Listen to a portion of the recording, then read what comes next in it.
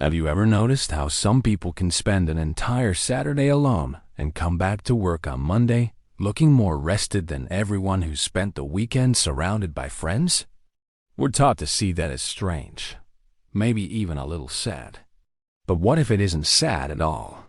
What if it's something else entirely, something our culture has quietly misunderstood for decades? Think about the last time you canceled plans and felt relief instead of guilt. That small, quiet exhale when someone said, "Let's reschedule." If you know that feeling, you already understand what this is really about. We assume humans are wired to crave company constantly.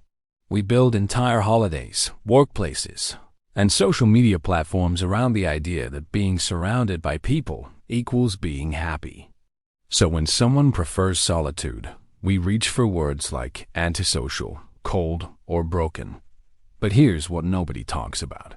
The people who prefer being alone aren't avoiding connection. They're often experiencing it differently and more intensely than everyone else in the room. Imagine a nervous system that picks up on everything. The tone shift in someone's voice, the tiny pause before a reply, the subtle tension in a group when two people disagree but pretend they don't. Most people filter that noise out automatically. Some brains don't. They absorb it all, constantly, whether they want to or not. Psychologists call this trait sensory processing sensitivity, and it shows up in roughly 15 to 20% of the population. It isn't a disorder. It's closer to a different setting on the same machine.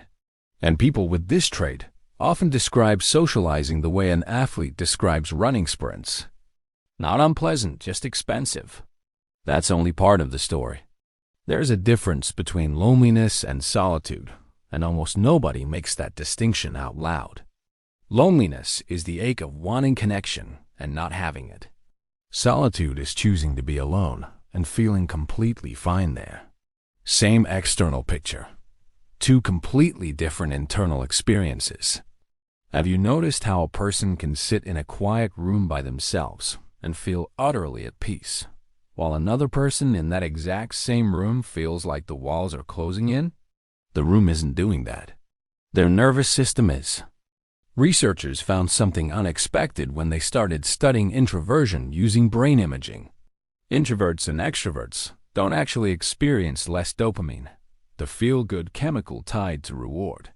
What differs is sensitivity to it. Extroverted brains tend to need more external stimulation to reach that same rewarding feeling, so they seek out novelty, people, noise, movement. Introverted brains often reach that reward threshold with far less input. A quiet evening with a book can feel just as satisfying to one brain as a party feels to another. So when someone says, "I'd rather stay in," they're not settling for less excitement. Their version of excitement simply requires less external fuel. It gets even stranger. There's a part of the brain called the amygdala, often nicknamed the alarm system, because it's constantly scanning for threat.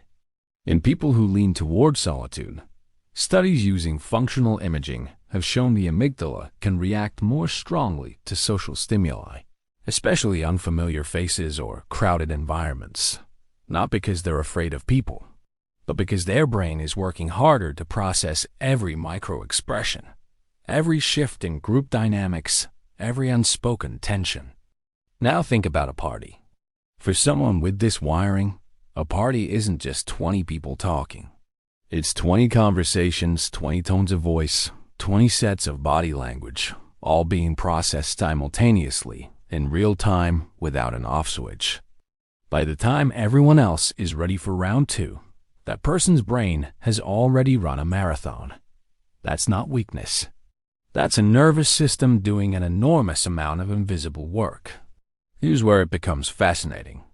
Evolutionary psychologists have proposed something worth sitting with. In early human groups, survival didn't just depend on the loudest, most socially dominant members. It also depended on the quiet observers. The ones who noticed the changing wind before anyone else. The ones who sensed a predator's presence a second before the group did. The ones who thought carefully before acting, instead of reacting on impulse. A tribe made entirely of extroverts might have been louder, but a tribe with a few deeply observant, solitude-seeking members likely survived longer. Some researchers suggest this is why the trait persisted across generations instead of disappearing. It wasn't a flaw evolution failed to correct. It may have been a feature evolution deliberately kept. What if the people who prefer being alone aren't the ones missing something? What if they're the ones the group needed all along, just in a role nobody bothered to name? But wait, there's another layer to this, and it might be the most personal one. Solitude isn't just about sensory processing or brain chemistry. It's also deeply tied to identity. Think about the moments in your life when you felt most like yourself. For a lot of people, those moments happen alone.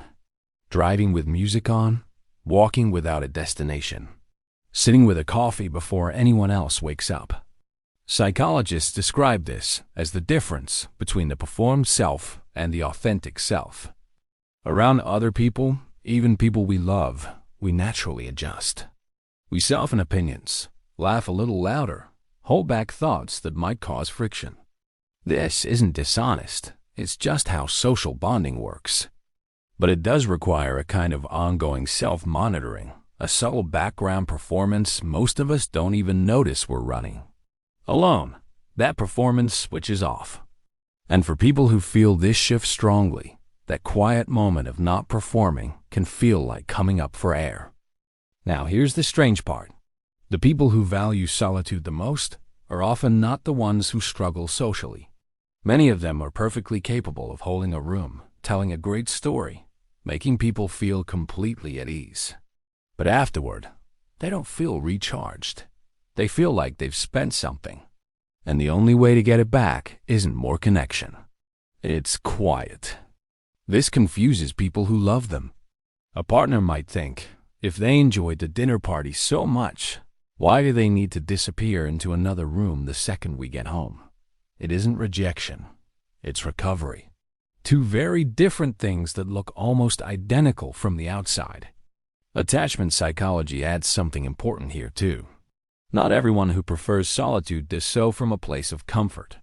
For some, early experiences taught them that relying on others led to disappointment, so distance began as self-protection. Over time, that early survival strategy can start to look like a preference, when really, it began as armor. This is where it gets important to slow down and be honest with yourself. There's a real difference between someone who chooses solitude because it restores them, and someone who retreats into solitude because closeness once felt unsafe. Both can look the same from a distance. A quiet person, a closed door, an unanswered text. But internally, one feels like peace, and the other feels like protection. If you've ever wondered which one describes you, ask yourself a simple question. After time alone, do you feel restored, or do you feel numb? Restoration is solitude doing its job. Numbness might be something asking to be looked at more closely. Here's another psychological insight most people miss completely. Solitude and self-awareness are deeply connected.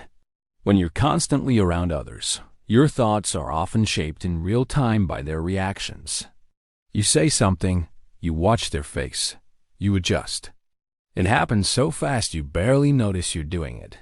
But alone, there's no external mirror. Just your own thoughts, unfiltered by anyone else's expression.